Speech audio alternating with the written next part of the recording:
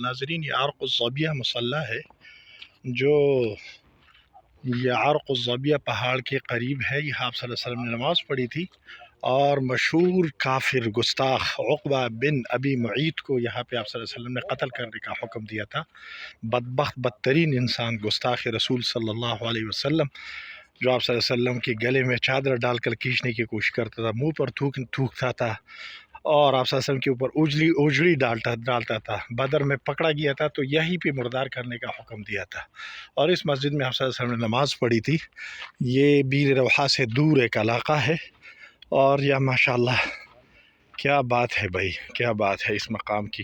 اللہ تعالیٰ حضرت مولانا عبد المالک صاحب کو جزائے خیر عطا فرمائے کہ انہوں نے ہماری یہاں پہ وہ کی رہنمائی کی اور ہمیں بتا دیا۔ یہ غیر معروف ہے، ابھی یہ مسجد بن رہی ہے، پہلے ویسا ہی مصلی تھا۔ ماشاءاللہ ماشاءاللہ۔